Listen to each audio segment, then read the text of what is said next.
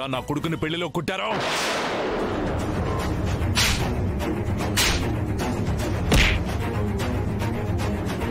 ఎందుకు కుట్టారు?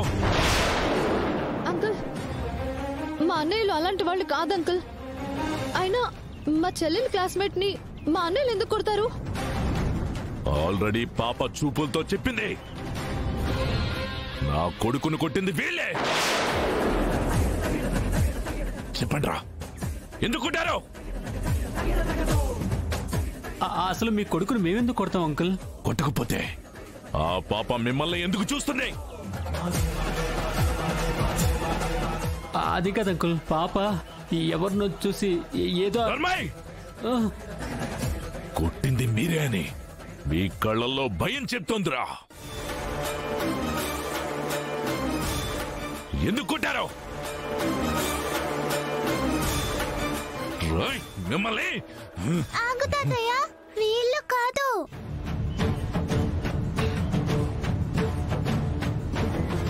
ఏంటి వీళ్ళు కాదా? ఇంకెవరో? విశ్వ అంకుల్ ని కొట్టింది మా మామయ్యలు కాదు తాతయ్య, వాళ్ళు వేరే వాళ్ళు. వీళ్ళు కాకపోతే మరి ఎవరు?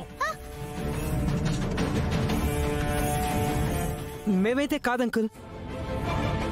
మేమంతా పెళ్లి హడావుల్లో ఉన్నాం అంకుల్. అసలు అక్కడ ఏం జరిగిందో కూడా మాకు తెలీదు. ఒకవేళ మీ అబ్బాయిని ఎవరైనా కొట్టినట్టు తెలిస్తే మీ కబురు పంపిస్తాం అంకుల్. సరే, నంబర్ తీసుకో. చెప్పండి.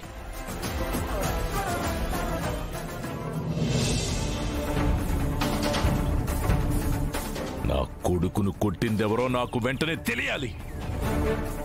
ఒకవేళ చెప్పకపోతే మీరే కొట్టారన్న విషయం నాకు అర్థం అవుతుంది. అప్పుడు మళ్ళీ వస్తాను. మిమ్మల్ని, మీ అమ్మ నాన్న, మీ కుటుంబాన్ని మొత్తాన్ని తగలబెట్టేస్తాను. Mind it.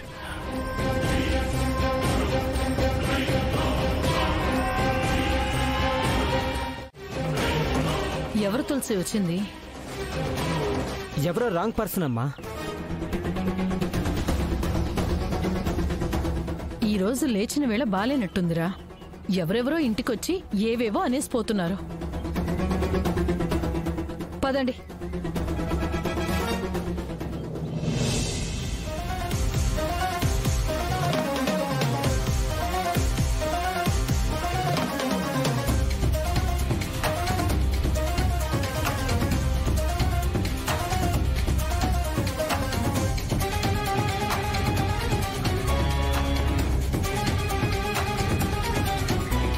విశ్వ అంకుల్ వాళ్ళని ఎవరు కొట్టారో నువ్వు చూసావా? చూసానమ్మా. ఎవరు వాళ్ళు? అదే అదే వాళ్ళు. అది మావయ్య వాళ్ళ?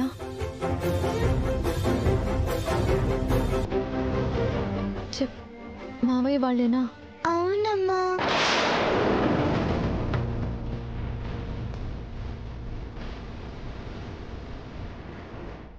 అసలు మీ కొడుకును మేమెందుకు కొడతాం అంకుల్?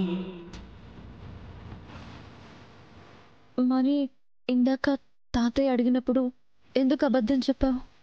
నిజం చెప్తే ఆయన మామయ్యలని చంపేస్తారేమో అని భయం వేసిందమ్మా. మళ్ళీ మామయ్యలకి ఏదైనా అవుతే నువ్వు బయటపెడతావు కదా, అందుకే అబద్ధం చెప్పాను.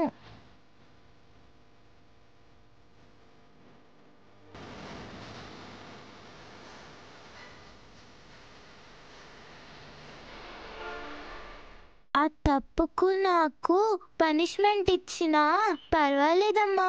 నా వల్ల నువ్వు బాధపడకూడదు.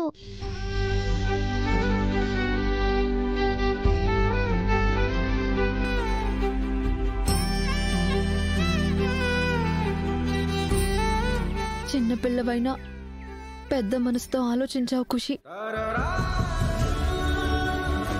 నువ్వు ప్రేమతో మావయ్య అని పిలిస్తే కోప్పడే వాళ్ళు ఈ రోజు నీ వల్ల బ్రతికిపోయారు.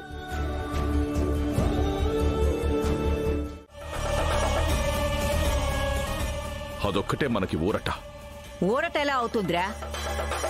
సిద్ధు ప్రేమని ఆ పిల్ల ఒప్పుకుంటే సిద్ధు పెళ్లి చేసుకుంటానంటే? అదే నా భయం కూడా అమ్మా. ఒకవైపు కనిష్కకి వాళ్ళ నాన్నకి మనం మాటిచ్చాం, ఇంకోవైపు సిద్ధు వేరే అమ్మాయి వెంట పడుతున్నాడు. అటు చూస్తే రాజకీయ భవిష్యత్తు, ఇటు చూస్తే దరిద్రం. ఏం చేయాలో తెలియడం లేదమ్మా. ప్రేమ లేదు, దోమ లేదు. ఇప్పటికే ఈ ఇంటి మహాలక్ష్మి ఆ దరిద్రంలో పడింది. మళ్ళీ ఆ ఇంటి శని దేవతను మనింటికి తెచ్చుకుంటావా? అదేం వద్దు. కనిష్కనే సిద్ధు పెళ్ళం కావాలి. ఆ పిల్లే ఈ ఇంటి కోడలు కావాలి. కానీ అమ్మా, సిద్ధు కానీ లేదు, ఏమీ లేదు. నువ్వు నేను చెప్తే సిద్ధు వినకుండా పోతాడా? వాణ్ణి కూర్చోపెట్టి నచ్చ చెబుదాం. మన మాట విన్నాడా సరే సరి, లేదంటే మళ్ళీ ప్రయత్నిద్దాం. నేను అదే అనుకుంటున్నానమ్మా. సిద్ధు మన మాట వినకపోతే కనిష్క వైపు నుంచి ప్రయత్నిద్దాం. అప్పటికీ కుదరకపోతే అప్పుడు ఏం చెయ్యాలో నా పద్ధతిలో చేస్తాను.